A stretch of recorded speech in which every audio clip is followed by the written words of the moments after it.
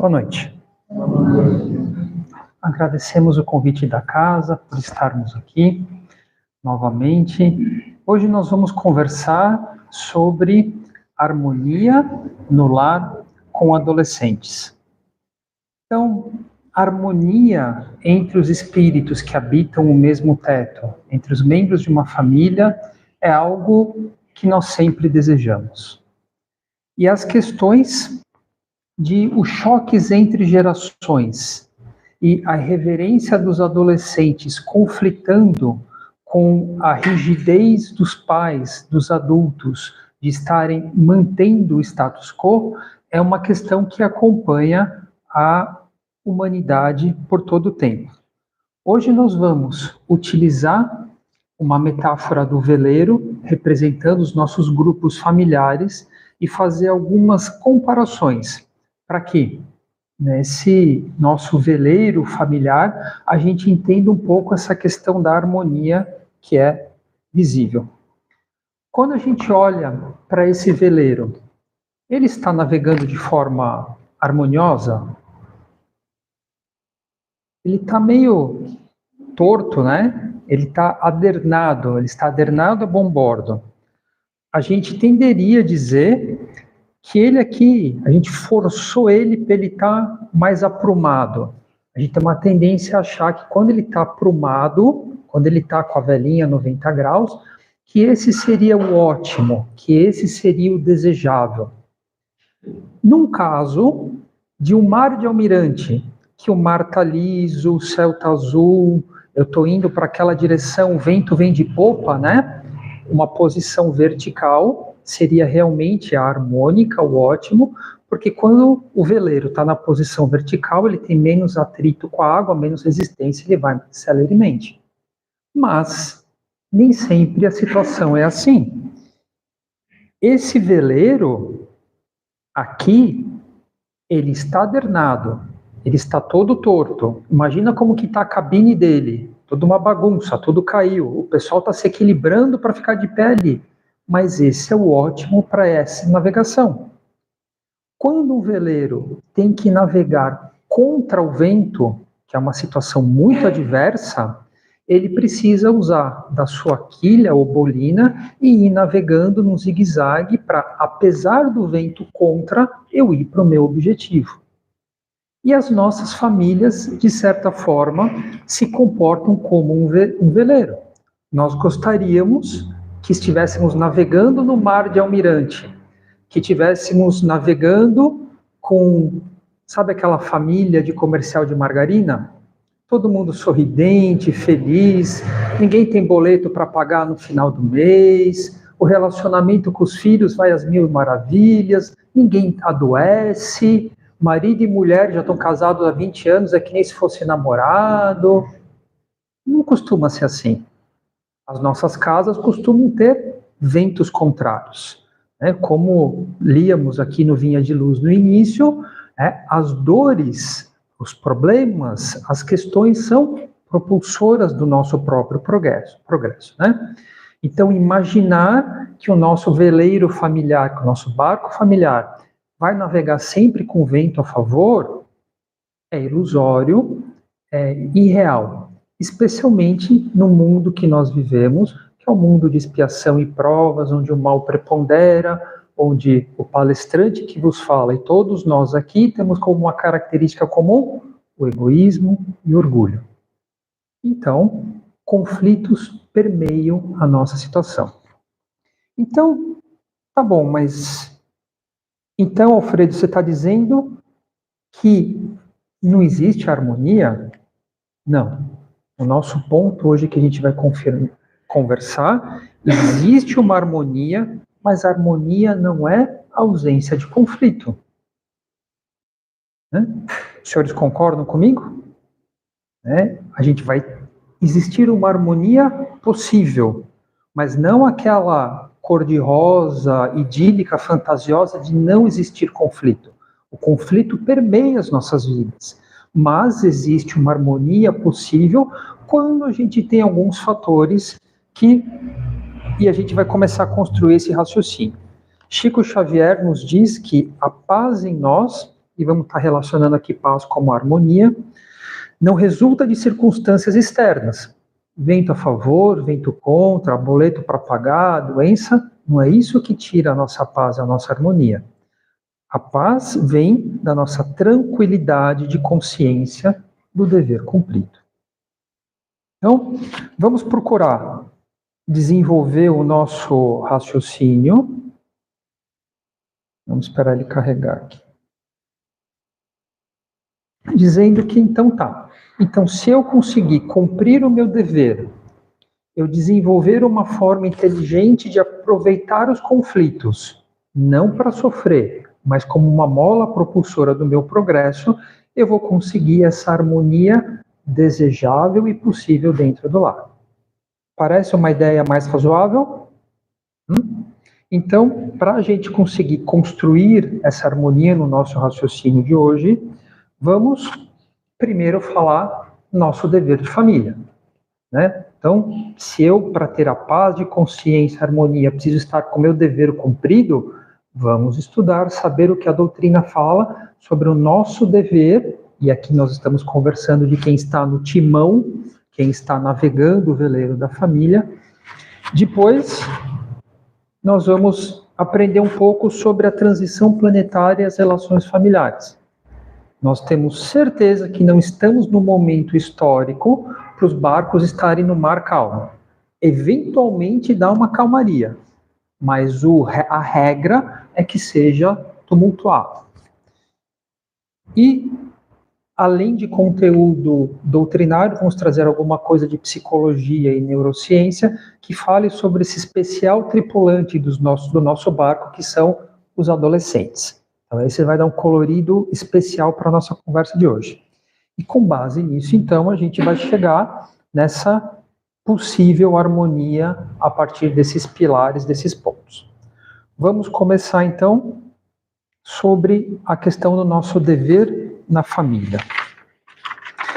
Então, nós temos, o Espiritismo nos ensina, uma família espiritual e uma família material encarnada. A família espiritual, ela é formada por indivíduos, por espíritos que têm laços de amor, que vão convivendo ao longo dos tempos e vão reforçando esses laços de amizade e de amor.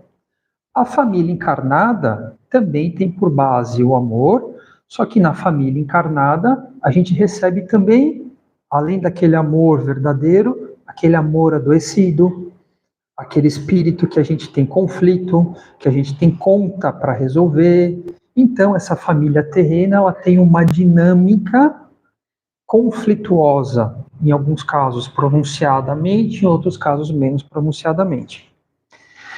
E esse agrupamento de espíritos vai vivendo ora aqui, encarnado, ora lá, desencarnado, com o objetivo de crescimento intelectual e moral, conjuntamente. Então, a gente já começa a ver qual que é o norte, né? A bússola é um instrumento que, para onde eu girar, ela sempre, a agulha vai estar apontando para o norte. Qual que é o norte do nosso veleiro?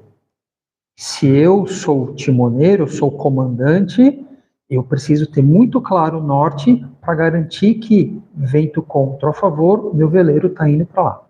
Então, é promover um progresso intelectual e moral dos integrantes dessa família. Em linhas gerais, no nosso momento evolutivo, o que a gente precisa mais focar? Crescimento intelectual ou moral? Alguém discorda? Moral. Né? A ciência já deu largos passos e a gente ainda usa a tecnologia mais para o mal do que para o bem. Né? E esse é o foco, então, da família. Quando Kardec pergunta aos espíritos, na questão 582 do Livro dos Espíritos, se podemos considerar uma missão a paternidade, é algo importante a paternidade? Os espíritos dizem, certamente, sem contestação possível, uma verdadeira missão. É, ao mesmo tempo, grandíssimo dever e que envolve mais do que pensa o homem a sua responsabilidade quanto ao futuro.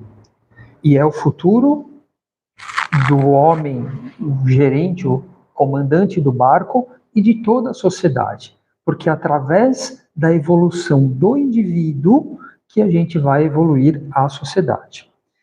E terminam os espíritos essa questão 582 dizendo: colocou o filho sob a tutela dos pais, a fim de que estes o dirijam pela senda do bem.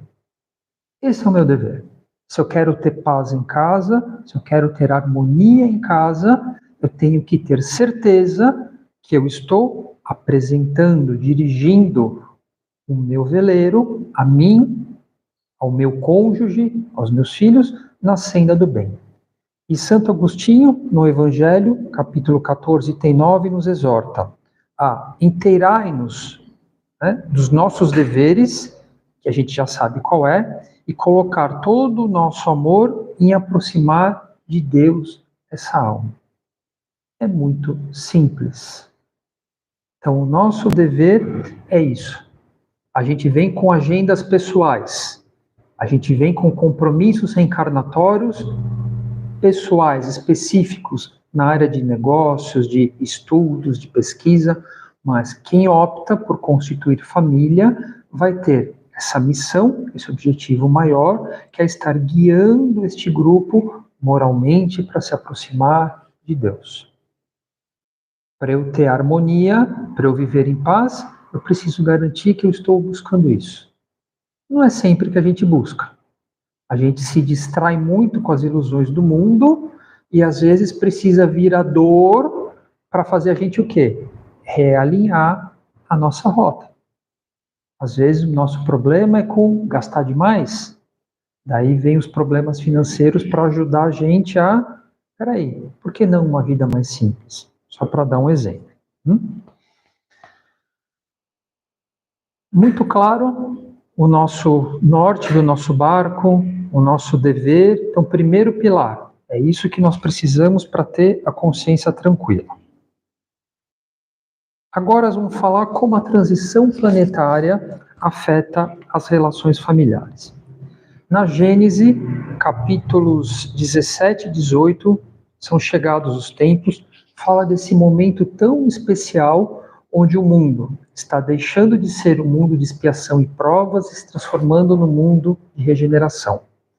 Esse é um processo longo, que já vem se dando há séculos. Kardec, na época dele, na Gênese, já escreve que as instituições que trabalhavam pelo bem-estar da sociedade, as leis se desenvolvendo, as proteções ao trabalhador, tudo isso que já acontecia naquela época, já eram sinais precursores, já eram sinalizações de que o mundo estava entrando numa nova fase. A gente está vivendo hoje essa fase mais intensamente. No livro Amanhecer de uma Nova Era, de Manuel Filomeno de Miranda, psicografia do Divaldo, nós aprendemos que, por um lado, nós temos uma emigração, ou seja, tem espíritos que estão saindo daqui, espíritos que são empedernidos no mal, que são recalcitrantes, eles têm uma última chance de reencarnar. Então, espíritos pesados, espíritos trevosos, têm uma última chance de reencarnar para ver se eles se acertam. Se eles não se acertam, eles não vão ter mais padrão vibratório para acompanhar a Terra que está progredindo. Daí eles vão para um planeta inferior, né, um planeta primitivo, para lá estarem continuando a sua série de evolução espiritual. Então, por um lado, existe turbulência aqui, uma turbulência extra, porque tem uma turma do mal, entre aspas, reencarnando mais intensamente como última chance. Isso gera um vento contra, gera um mar bastante revolto para nós.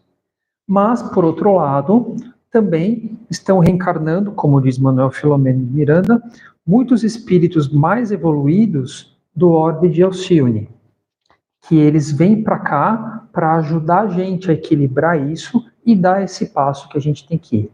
Então, o planeta está numa transição, e essa transição é sinal de tumulto. é sinal de revolução, né? Para a gente começar a se desvencilhar, superar esse mal que é predominante em nós mesmos e na nossa sociedade, nós precisamos reconstruir os nossos modelos familiares, os nossos modelos sociais, econômicos, políticos. Então, tudo precisa passar por uma revisão e uma melhoria. E como que isso afeta as nossas relações familiares? Primeiro, que nós todos estamos no meio desse tumulto. E segundo, quem vai construir esse mundo regenerado são os nossos jovens. Então, aquilo que nós fomos criados, muito das instituições que foram criadas e do modo como a gente foi criado, não quer dizer que era correto. E isso vai ter que ser revisitado, vai ter que ser reeditado.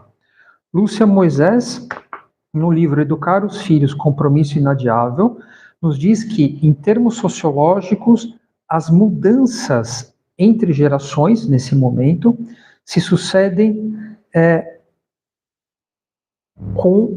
de uma forma muito rápida e radical, como nunca a humanidade conheceu. Então, antes dessa época de transição, algumas gerações para trás, sempre que vinha uma geração nova, aquele embate de jovens querendo criar o novo contra o velho, eram sempre mudanças incrementais, pequenas. Agora isso não existe mais. Com esse salto tecnológico, com tudo que está acontecendo, não tem mais um salto pequeno da geração passada para a próxima. Existe um fosso geracional, que a sociologia chama. E aí? E ela diz ainda que, nesse momento, as instituições sofrem grandes alterações e uma das instituições que mais passa por alterações é a família. Olha só o problema que a gente arrumou, né? Reencarnar como chefe de família nesse momento que tudo está virado do avesso. E aí? Então, os nossos avós criaram nossos pais de um jeito. Nossos pais vieram, fizeram diferente, mas usaram muito do que aprenderam com os nossos avós. E a gente, para criar os nossos adolescentes? O que é certo e o que é errado? Se você libera, vai para essa promiscuidade, permissividade, que nem mais homem e mulher dizem que existe por aí. Como não? Se eu seguro, eu sou reacionário. Onde que está o ponto de equilíbrio? Onde que é? Aqui é até onde você vai. Aqui não pode mais ir. Onde que está o que é certo e o que é errado? Porque eu preciso flexibilizar mais do que meus pais flexibilizaram. Mas eu também tenho que ter um ponto muito firme. Difícil, não é? Essa dificuldade, esse ponto de interrogação que estão nos rostos de todos aqui, é o que os pais sentem para educar os filhos. E, graças a Deus, a gente, né? Então, olha o desafio. Como manter a autoridade de quem está capitaneando o veleiro, cumprir o dever de estar guiando para Deus e dar flexibilidade para que ele transforme o mundo sabendo que é certo e errado. É uma missãozinha delicada nesse momento. Mas, primeiro, se Deus nos colocou nesse momento aqui, é porque a gente consegue. E a gente tem uma doutrina que nos ajuda muito, muito. E essa doutrina vai nos ensinar que esse ponto, que é o ponto basilar, é a moral cristã. Então, eu como pai, como mãe, a gente pode ter um monte de dúvida, mas o que é moral cristã não tem flexibilização. A moral cristã, como diz a Anete Guimarães, ela é categórica. O sim é sim, o não é não, e não tem escala de cinza. Moral é branco e preto. E não tem relativização. Isso a gente precisa estar claro. Mais para frente a gente vai conversar um pouco sobre como construir isso com o adolescente. Né? Mas não tem mar de almirante mesmo. Já falamos do momento de transição planetária e já falamos do nosso dever. Agora vamos falar do adolescente. Então, cadê o meu bebê, né? Os pais precisam ter muito claras as mudanças que acontecem nessa transição entre a criança para o adulto. Então, essa adolescência, nós falávamos que o planeta estava em transição. O adolescente adolescência é uma fase de transição. Então, tem momentos que se comporta como criança e quer liberdade de adulto. Né? Então, existe essa dualidade, essa questão na adolescência. E na questão 385 do Livro dos Espíritos, Kardec pergunta: que é o que motiva a mudança que se opera no caráter do indivíduo em certa idade, especialmente ao sair da adolescência? O espírito se modifica? Então, essa questão de repente, você tem aquela criança acordada em casa, que obedece aos pais, vai no shopping com a mãe, vai na casa da tia-avó, que pega pelas orelhas, pelas bochechas, beija, e de repente não quer fazer mais nada disso. Essa mudança sempre aconteceu. E essa mudança os espíritos respondem. É que o espírito retoma a natureza que lhe é própria e se mostra qual era. Não conheceis que a inocência das crianças oculta, não sabeis o que elas são, nem o que foram, nem o que serão. Então, olha só, é a codificação, Livro dos Espíritos, falando que a psicologia depois vai referendar, né? Então, a reencarnação só termina na adolescência. E na adolescência ele começa a recuperar, o adolescente começa a recuperar o seu patrimônio real espiritual. Durante o primeiro setênio, né, aquilo ficou muito adormecido, né? E para que ele recebesse o input dos pais, o conteúdo, o direcionamento dos pais, para que na adolescência começasse a se fazer a real educação. Porque a real educação é quando ele começa a descobrir, se perguntar, quem sou eu?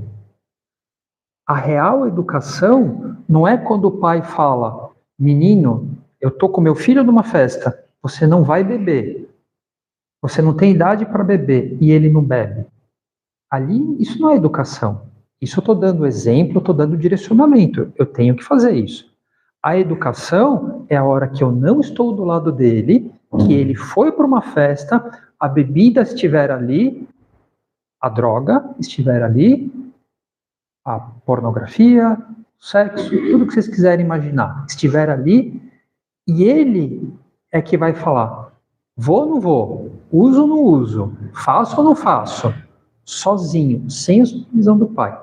Esse é o momento educativo. Então, e o adolescente está nessa situação de quem sou eu?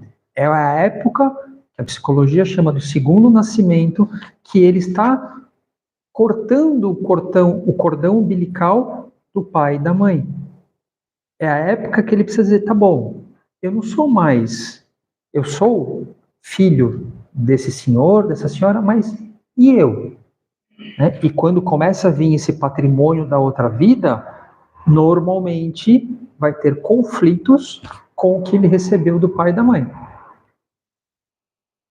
Às vezes vai ter menos conflito, às vezes vai ter mais conflito. Mas muitas vezes aquele adolescente que não tem conflito nenhum pode ser mais patológico do que aquele que tem conflito. Porque ele talvez não esteja fazendo esse processo natural de construção do ego, do eu, da sua individualidade. Pode ser que não tenha conflito, porque ele já é um espírito muito afim do pai e da mãe, o que ele aprendeu, o que ele já trazia de outra vida, e vai. Mas quando isso acontece, é exceção. Normalmente vai ter esses conflitos. E Vocês lembram do filme Divertidamente? O primeiro filme Divertidamente? Tem uma cena desse filme muito forte, mais pro final,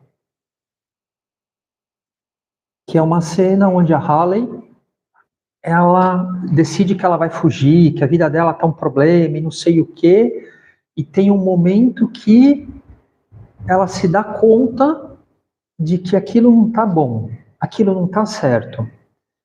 E instintivamente ela começa a recuperar memórias de infância, e aquelas memórias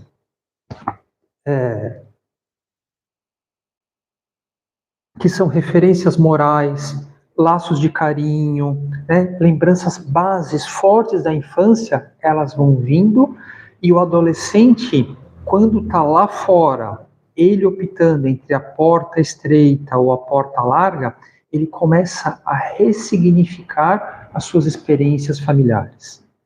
É muito bonito essa parte do filme, retrata exatamente o drama que os adolescentes passam e que as famílias estão convivendo.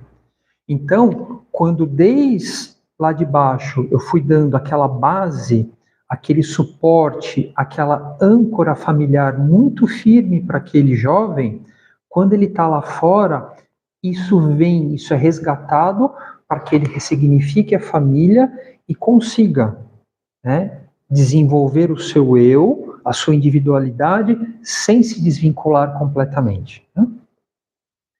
E, finalmente, uma outra característica muito importante para falar dos adolescentes são as mudanças cerebrais e hormonais. Até um tempo atrás, a própria ciência dizia que eram as questões hormonais que causavam a maturação sexual e a grande diferença de comportamento dos adolescentes. Hoje, a neurociência já sabe que não. E Lúcia Moisés, no livro Nas Mãos Amigas dos Pais, trazendo esse conteúdo da neurociência, nos fala sobre isso. E ela diz que um dos fatores chaves pela diferença de comportamento são mudanças estruturais no cérebro do adolescente. Então, o cérebro começa a descartar muitas das conexões feitas e refazer, como se a gente estivesse refazendo o nosso cabeamento cerebral, as nossas conexões. E as conexões muito simples, muito infantis, são desfeitas, e as que são refeitas, as novas, são conexões mais profundas, permitem pensamentos mais elaborados. Isso se dá com um processo que chama de mielinização dos neurônios. E essa mielinização dos neurônios, ela vai levar anos.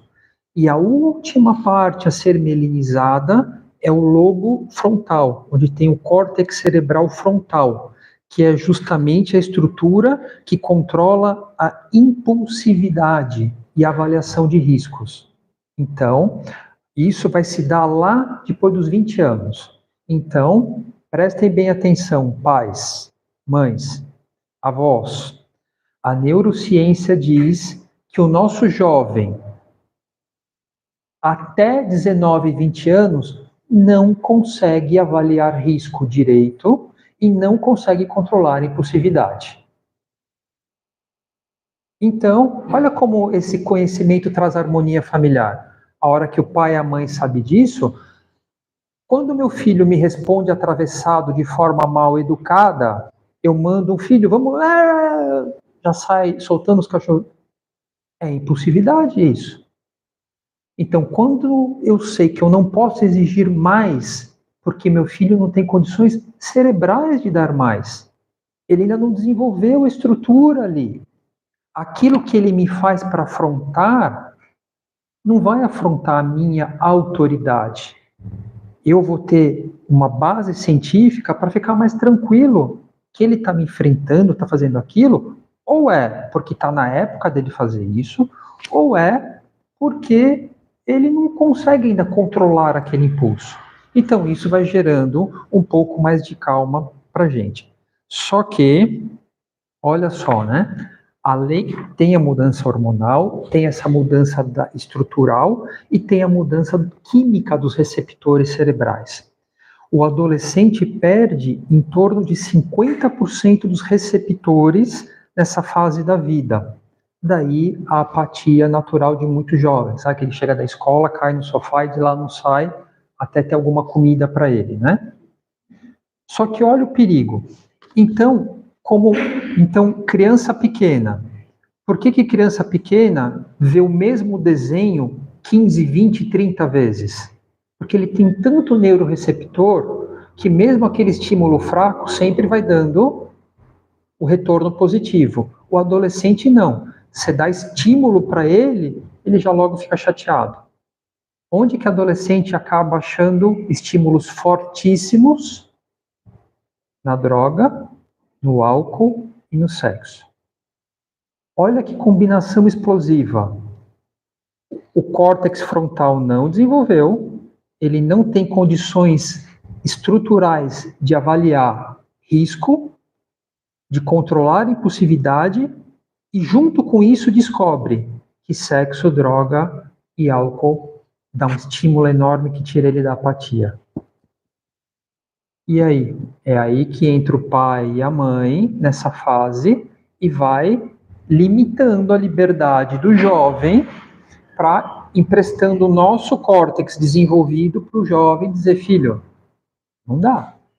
Até aqui você vai, daqui você não vai, porque você não está nem vendo a besteira, o risco, o que pode acontecer disso daí. Um pouquinho de ciência é bom, ajuda a gente, né? Então, vamos lá. Já falamos da adolescência, já falamos da transição planetária, como isso afeta as relações familiares, o nosso dever em família.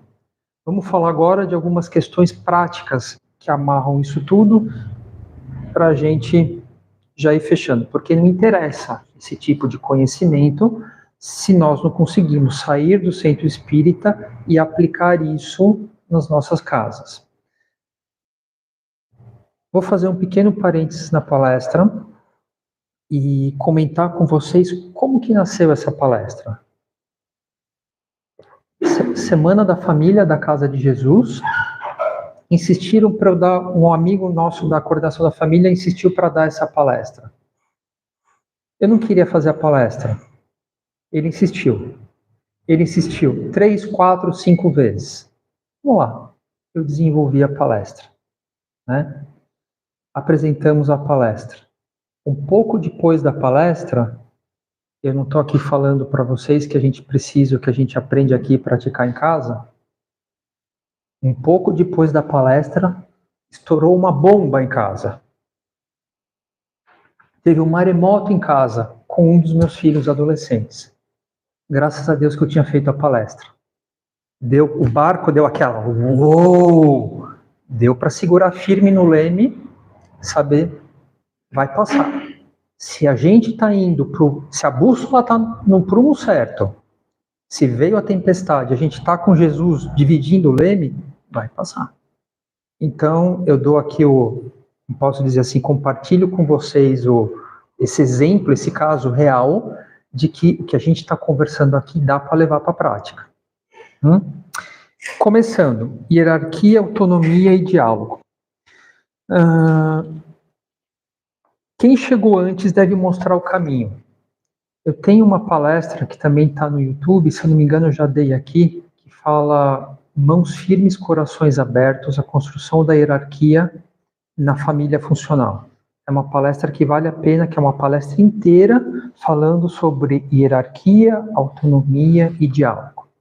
Mas em linhas gerais, tem que ser assim. Eu cheguei primeiro, eu sou pai, eu sou mãe, quem manda aqui sou eu. Não quer dizer que vai ser do meu jeito, quer dizer que é a gente que está guiando o barco. E você vai criando uma autoridade nessa hierarquia que é vertical, você vai criando uma autoridade de uma forma que Alberto Almeida, no livro Pais e Filhos Fortalecendo Vínculos, você vai construindo dialogicamente com diálogo essa autoridade, não de uma forma imposta, mas de uma forma flexível, conforme o filho vai crescendo. O Alberto Almeida ensina, eu preciso da autonomia. E todo adolescente é muito bom de pedir autonomia, que é pedir liberdade. E os pais têm que dar liberdade, ainda mais no mundo de expiação e provas, que eles têm que fazer diferente do que a gente fazia. Só que, o que a adolescente esquece? Que junto com a liberdade vem a irmã dela, que é a responsabilidade. Né? Então, esse pai que sabe conduzir o barco vai criar um sistema de diálogo. Não é lá na adolescência, quando o mar já está revolto, que você vai começar a conversar com o filho. Você tem que ir tentando e criando diálogo desde sempre. E aquela história de soltar pipa. A gente tem que dar um pouco de linha, não pode dar muita, senão vai cair. Né? Não pode ficar segurando, porque pipa é feita para voar, pipa não é feita para ficar aqui. Mas você vai dando um pouquinho, espera pegar força, subiu. Dá mais um pouquinho, subiu, mais um pouquinho. Então a gente vai criando, como Alberto Almeida fala, cercas que limitam, mas não aprisionam. Vamos lá. Ah, mas eu quero chegar 3 horas da manhã. Não, você tem 12 anos de idade, chegar 3 horas da manhã, você está louco? Você vai chegar às 11 e acabou. Depois de um tempo, cresceu, você vai dar mais um pouquinho de liberdade. Usou bem, você está dando autonomia, ó. Você está construindo isso com diálogo. Usou mal, vamos sentar junto, vamos conversar, vamos ir emprestar o nosso lobo frontal para o filho. E usou mal, vai voltar cerca. Usou bem, e sempre o nosso fiel da balança vai ser a moral cristã. Ah, pai, eu quero pintar meu cabelo de laranja. A gente tem que eu quero tatuar alguma coisa aqui. A gente tem que escolher as lutas que a gente quer lutar. Tem coisas que não são moralmente erradas, não muda o que a pessoa é, o que ela, né? Então, talvez não é toda a luta que eu tenha que brigar com meu filho. Eu acho horrível o cabelo laranja, mas, né? Então a gente tem que ir criando isso até que vai chegar o momento que de abrir a cerca, conforme eles vão usando, bem, eles vão tomar o mundo. Então esse é esse processo, essa dica prática de viver harmonia com a hierarquia, autonomia e diálogo. O segundo ponto aqui é o de ajuda profissional. Como é muito difícil para a gente saber o que é certo, o que é errado, nessa mudança toda, a sociedade que muda muito tudo, o tempo todo, às vezes a gente precisa de uma ajuda de um psicólogo. Às vezes um psicólogo para a família é muito bom. Cuidado com os psicólogos também, nem todos são bons, tem uns que estão bem tortinhos por aí. Então, estudem os livros que tem de Alberto Almeida, série psicológica de Joana de Ângeles, tem livro que chama Adolescência e Vida, que é maravilhoso, para também ver se o psicólogo que vocês recorreram está em linha, né? Então, pega um psicólogo confiável, preferência que tenha base espírita, para ajudar. Porque muito do conflito, muito do mar revolto que a adolescência traz, faz parte da adolescência. São eles descolando, são eles fazendo a identidade deles, eles indo, e ter uma visão profissional de que está tudo bem, ajuda a gente ter mais firmeza onde a gente precisa ter firmeza. E esse psicólogo para a família, a gente sempre tem que pensar que daí vai ser um tratamento para a família. Às vezes, precisa de tratamento específico para o adolescente. A FEB, na cartilha contra o uso de drogas, fala que, especialmente nos casos em que existe risco para a saúde física ou emocional, o adolescente precisa de atendimento especializado, mas em todos os casos, os pais sempre vão precisar de uma ajuda quando o adolescente está com problema. Então, vale a pena a gente pensar nisso. Segundo ponto, e esse é o que a gente não pode reclamar, porque a doutrina espírita ela é muito vasta, né, em como nos ajudar. Um ponto, lar protegido, são as vibrações. Na pergunta 459 do Livro dos Espíritos, Kardec pergunta sobre: influem os espíritos em nossos pensamentos e nossos atos? Muito mais do que imaginais. Influem a tal ponto que de ordinário são eles que vos dirigem. Nós temos uma nuvem de espíritos nos acompanhando. Quem entra em nossa casa? Espírito. Quem a gente chamar, quem a gente sintonizar. O que eu assisto na televisão? O que tem? Eu tenho um bar em casa, com bebida alcoólica em casa? Bebida alcoólica faz parte do exemplo que eu dou para os meus filhos? Como que são as festas familiares? Existe diálogo? Existe uma forma de eu resolver as coisas pacificamente? Então, são sintonias que mediunicamente a gente vai atraindo e que nós, quem está no timão do barco, que é o responsável por manter o padrão vibratório mais elevado. Segundo ponto, nossas casas têm juventude espírita, grupos de pais.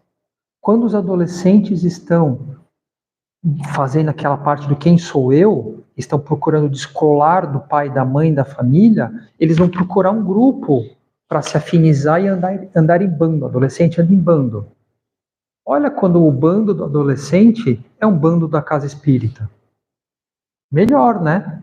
Do que um bando na rua que a gente não sabe quais são os valores daquele bando e daquela família.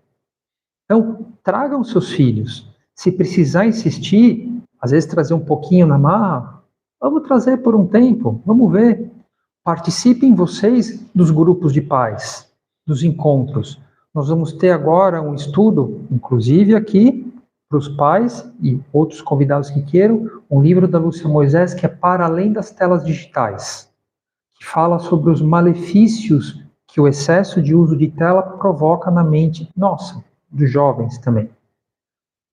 Nesse estudo a gente traz um dado alarmante de um neurocientista francês que diz que pela primeira vez na história da humanidade, a geração de jovens é mais burra do que a dos pais.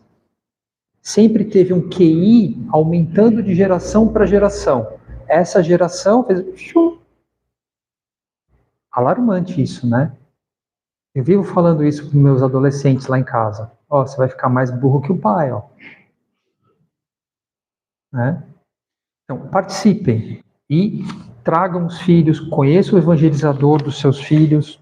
Um outro ponto, esse ponto de trazer o jovem para ter o reforço do grupo e da gratidão, foi um jovem da casa espírita que sugeriu que a gente colocasse na palestra. Porque era um jovem que falava, olha, harmonia em casa ajuda quando nós reconhecemos todo o empenho dos nossos pais, dos nossos familiares, para a gente estar aqui e ter a vida. Eu olhei para o jovem assim, falando, poxa, esse é um jovem espírita mesmo, né? É muito difícil você ter um jovem que tenha essa clareza e esse reconhecimento natural pelo que os pais fizeram por ele e fazem. Então eu falei, poxa, então como que a gente coloca isso? Como que a gente ensina os nossos filhos a serem gratos? Alguém tem alguma dica? Como que a gente ensina algo para filho? Exemplo, né? Exemplo é a única forma. Então, que tal nós começarmos, como capitães do barco, dando o exemplo da gratidão? Sendo gratos a Deus pela esposa que a gente tem, pelo filho que a gente tem, pelos problemas que acontecem. Né? Lembra, o objetivo de todo tripulante do barco é se aproximar de Deus. Eu não estou como comandante levando meu filho para Deus. Nós todos estamos indo. E a situação reencarnatória é que as situações desafiantes que o filho traz, onde o filho me irrita, onde o filho me incomoda, onde isso, onde aquilo, são propostas educativas para mim. Vamos ser gratos por isso. E vamos exercitando assim, para que daí, automaticamente, pelo nosso exemplo, pelo nosso contágio magnético, vibracional, eles vão desenvolver isso, tomara, né? E finalmente, então, pessoal, para a gente estarmos terminando, né? Essa harmonia no lar, especialmente nos lares habitados por adolescentes, é possível e vai se relacionar com uma família funcional, né? Com relacionamentos saudáveis, onde o problema não é fonte de desarmonia, e sim alavanca para o nosso progresso. Então, na náutica, né, no nosso exemplo do veleiro, o que evita que o barco, numa virada mais brusca, aderne de vez, é a bolina, é aquela quilha que faz um momento ali muito grande e pode tornar, mas não vai virar. Na nossa família, qual que é a nossa quilha? O que é que evita que o barco vire de vez, mesmo na pior tempestade? É o Evangelho de Jesus. Então, sempre que a gente viver dessa forma consciente, tentando aplicar isso, e tiver com Jesus dividindo o leme do barco, o nosso barco vai estar navegando nessa harmonia possível. E vamos terminar com uma passagem do livro O Profeta, de Gibran Khalil Gibran, no capítulo sobre os filhos, que ele fala assim: arqueiro é Deus, né? O arqueiro vê o alvo no caminho do infinito, e ele vos dobra com o seu poder para que suas flechas possam voar, ir longe e velozes. Deixai que o arqueiro vos curve com alegria, pois assim como ele ama a flecha que voa, ele também ama o arco que é estável.